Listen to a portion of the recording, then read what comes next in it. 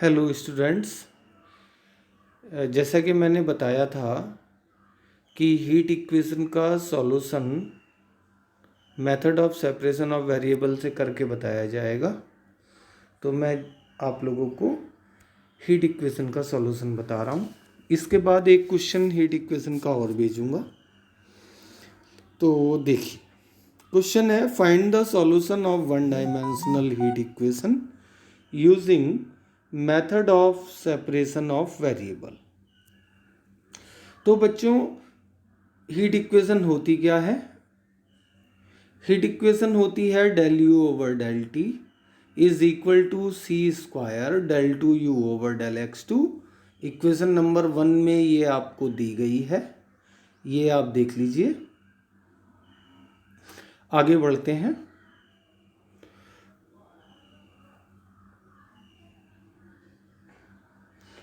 इस heat equation का solution हमें method of separation of variable से करना है। तो u is a function of x t, इसका मतलब है u is a function which is product of two functions of x alone and function of t alone. Okay, equation number 2 is the solution of equation number 1। तो equation number 1 में मैंने u की जगह x T लिख दिया है। Left hand side में partial differentiation with respect to t है और राइट हैंड साइड में second order partial derivative with respect to x है। तो यहाँ पर केवल x का डिफरेंशिएशन होगा और यहाँ पर केवल t का डिफरेंशिएशन होगा। तो हमारे पास में बन गया है x t dash is equal to c square x double dash t. इस पूरी इक्वेशन को एक्स टी से डिवाइड कर लेते हैं। तो एक्स टी से डिवाइड करने के बाद में इक्वेशन नंबर 2 को देखिए, ये बन जाती है। लेफ्ट हैंड साइड में x से x कैंसिल हो जाएगा और बन जाएगा t dash upon t. Right hand side में t डैश से t कैंसिल हो जाएगा न्यूमरेटर और डिनोमिनेटर में, तो बन जाएगा c square x double dash over x. यहाँ पर एक चीज़ देख लीजिए आप, सी स्क्वायर को हम राइट हैंड साइड में ना रख के लेफ्ट हैंड साइड में ले आएंगे, तो ये इक्वेशन बन जाएगी 1 upon c square t dash upon t is equal to x double dash over x is equal to k. मैं पहले भी बता चुका हूँ, function of t is equal to function of x. इसका मतलब है दो फंक्शंस की कॉमन वैल्यू है और वो कॉमन वैल्यू एक कांस्टेंट के बराबर है। Equation number 4। नेक्स्ट पेज पे चलते हैं।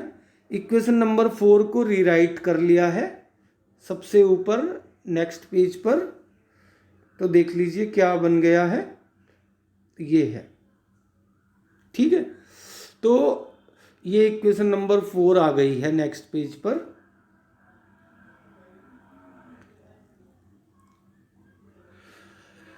यहाँ पर जो ये कांस्टेंट है, इसके 3 केस हो सकते हैं। चूंकि k इज ए कांस्टेंट तो k की वैल्यू 0 हो सकती है, पॉजिटिव हो सकती है केस 2 में।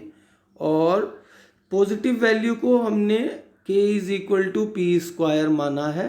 इसका मतलब ये है कि p इज आइदर नेगेटिव और positive, p square is always positive. Case 3 है कि k की वैल्यू नेगेटिव हो सकती है। एक और बात मैं आपको बताना चाहता हूँ, केस नंबर 1 और 2 ये दोनों वैलिड केस नहीं है। मैंने पहले भी बताया था, जब हम हीट इक्वेशन का सॉल्यूशन केस नंबर 1 और 2 को यूज़ करके निकालते हैं तो जो भी सॉल्यूशन निकल के आता है वो सॉल्यूशन इक्वेशन के साथ मैच नहीं करता। इसीलिए केस नंबर 1 और केस नंबर 2 से हम सॉल्यूशन नहीं निकालते हैं। चाहे हीट इक्वेशन हो, वेव इक्वेशन हो या लाप्लास इक्वेशन हो, तीनों इक्वेशंस में हम k की वैल्यू को माइनस पी स्क्वायर यानी नेगेटिव ही रखेंगे। तो इक्वेशन नंबर 4 में मैंने k की वैल्यू माइनस पी स्क्वायर रखी है। तो ये इक्वेशन नंबर 5 बन गई है। अब इक्वेशन नंबर 5 के फर्स्ट मेंबर और लास्ट मेंबर को हमने इक्वेट किया है, तो ये बन गया है t dash is equal to minus p square c square t.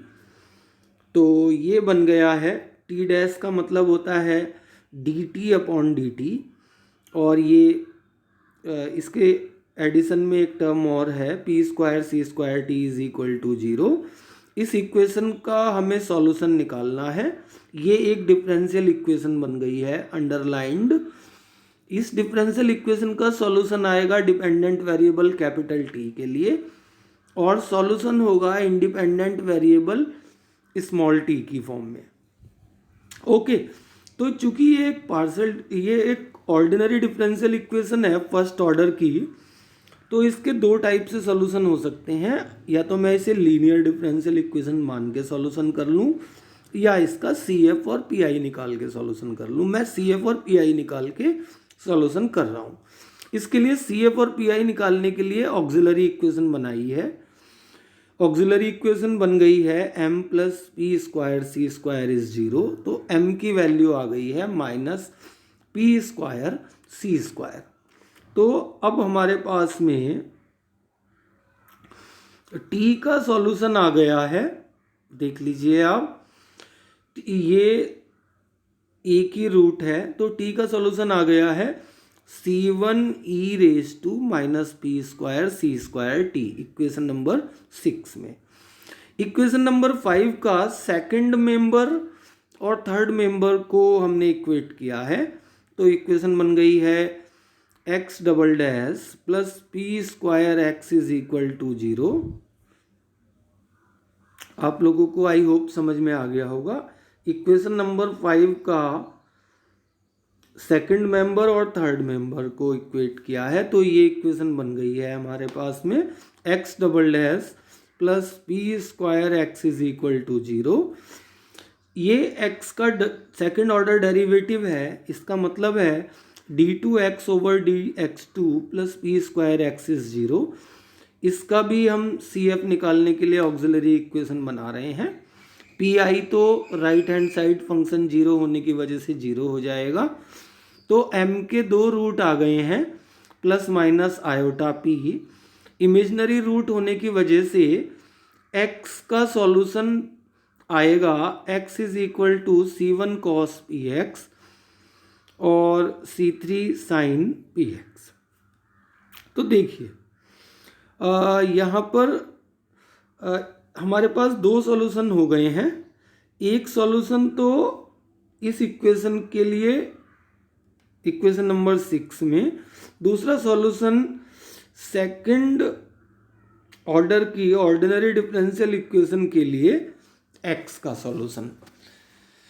तो चूंकि method of separation of variable ये कहता है u is A product of capital X and capital T, तो इक्वेशन नंबर 6 का सॉल्यूशन और इक्वेशन नंबर 7 का solution को हमने मल्टीप्लाई कर दिया है, तो इक्वेशन नंबर 8 हमारे पास आ गई है, यानी कि u is equal to c1 e raise to minus p square c square t into c2 cos px plus c3 sin px, equation number 8। Equation number 8 ही इक्वेशन नंबर 1 का जनरल सॉल्यूशन है। General solution इसलिए है क्योंकि इस equation में 3 arbitrary constants involve कर रहे हैं, यही हमारा सॉल्यूशन है। क्योंकि कोई भी इनिशियल और बाउंड्री कंडीशन नहीं दी है, इसीलिए इक्वेशन नंबर 8 तक ही हमारा सॉल्यूशन है। आगे के क्वेश्चन में इनिशियल कंडीशन और बाउंड्री कंडीशन भी दी जाया करेंगी, तो हम इक्वेशन नंबर 8 के बाद भी सॉल्यूशन किया करेंगे। कुल मिला के ये क्वेश्चन सॉल्व हो गया है। इक्वेशन नंबर 1 का इक्वेशन नंबर 8 ही सॉल्यूशन है। ओके।